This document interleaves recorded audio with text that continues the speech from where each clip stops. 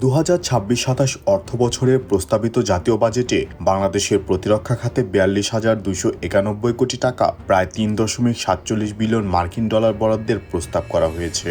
বিদায়ী 2025-26 অর্থবছরের প্রস্তাবিত বরাদ্দ ছিল 40,698 কোটি টাকা প্রায় 3.3 বিলিয়ন মার্কিন ডলার। ফলে এক বছরের ব্যবধানে প্রতিরক্ষা বাজেট 1,593 কোটি টাকা প্রায় 131 মিলিয়ন ডলার বৃদ্ধি পেয়েছে, যা প্রায় 3.9% প্রবৃদ্ধির সমান। 9,38,000 কোটি টাকার জাতীয় বাজেটের মধ্যে প্রতিরক্ষা খাতের অংশ প্রায় 4.5% হলেও দেশের মোট জিডিপির হিসাবে এই ব্যয় মাত্র 0.65 থেকে 0.7%। কারণ বাংলাদেশের বর্তমান জিডিপি প্রায় 490 থেকে 500 বিলিয়ন মার্কিন ডলার। একই আকারের অর্থনীতির দেশগুলোর দিকে তাকালে দেখা যায় ভিয়েতনাম প্রায় 480 থেকে 500 বিলিয়ন ডলারের অর্থনীতি নিয়ে প্রতিরক্ষা খাতে 8 থেকে 10 বিলিয়ন ডলার খরচ করে, অর্থাৎ জিডিপির প্রায় 2% ব্যয় করে। ফিলিপাইন্সের অর্থনীতি 460 থেকে 480 বিলিয়ন ডলার, প্রতিরক্ষা খাতে 5 থেকে 7 বিলিয়ন ডলার বা জিডিপির 1.5% ব্যয় করে।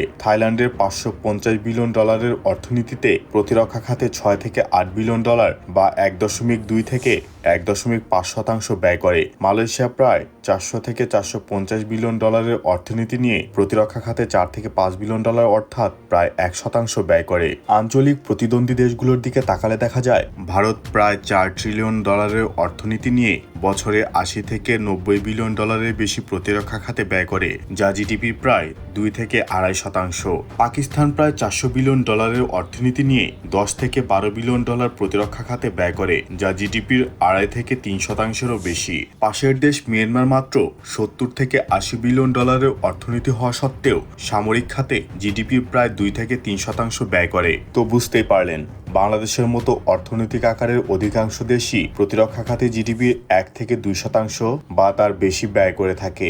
সেই তুলনায় বাংলাদেশের 0.7% ব্যয় তুলনামূলকভাবে খুবই কম। যদি বাংলাদেশের জিডিপির 1% প্রতিরক্ষা খাতে বরাদ্দ করত, তাহলে বাজেটের পরিমাণ দাঁড়াতো 5 বিলিয়ন ডলার। তবে এবারের বাজেট আরও বেশি আশা করেছিলাম, কারণ বর্তমান পরিস্থিতিতে সীমান্তে কাঁটাতারের বেড়া, সীমান্ত সড়ক ও ল্যাম্পপোস্ট বসাতে বড় বাজেটের প্রয়োজন ছিল।